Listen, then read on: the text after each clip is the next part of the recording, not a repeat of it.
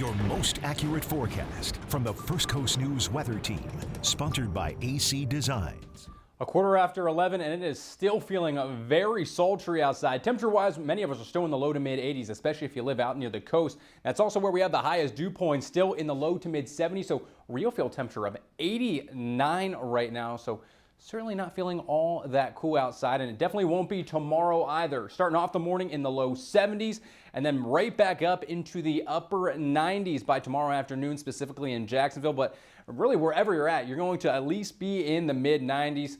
94 as a high in McClenny tomorrow, 95 as your high up in Brunswick. So another very hot, steamy, sultry day out there for many folks across the First Coast. And we will still see a few isolated storm chances, but primarily for a different reason from what we saw earlier today. Today was just kind of sea breeze convergence. Tomorrow we're going to have a very weak cold front trying to slide its way southward. So many of our southern areas could see a few isolated rumbles of thunder and some showers. So primarily from Duval further south is where those best chances for rain will be. So St. John's, Clay, Putnam, Flagler counties yet again will have the best chance to see a few isolated showers. Maybe one or two sprinkles up across our southeast Georgia counties as that actual front works its way in late tomorrow evening. But overall, many folks across Georgia should stay dry tomorrow evening. Now, looking ahead to a Saturday, maybe you're looking for a bright start to your Saturday morning. The summer reading program kicking off there with River City Readers out at Ed Austin Park over in East Arlington.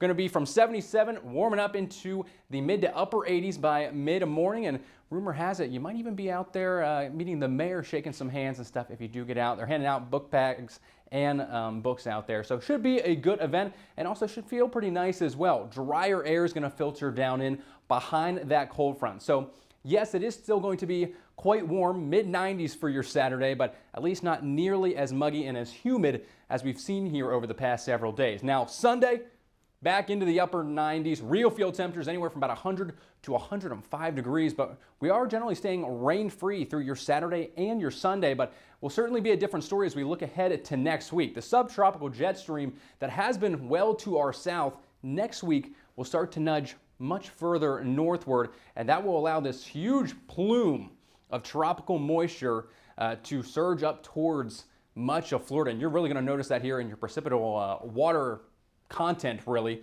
So by Tuesday, Wednesday, very moist air in place. It is going to be incredibly humid, much more of a tropical-like air mass on the way. And South Florida will really see the worst of it next week, but because of that huge increase in moisture, we are going to see daily chances for scattered to even widespread showers and storms starting on Tuesday primarily, and then continuing through the end of next week. But that'll also bring a little bit of a cool down. Temperatures out of the 90s back into the upper 80s by next Wednesday and Thursday.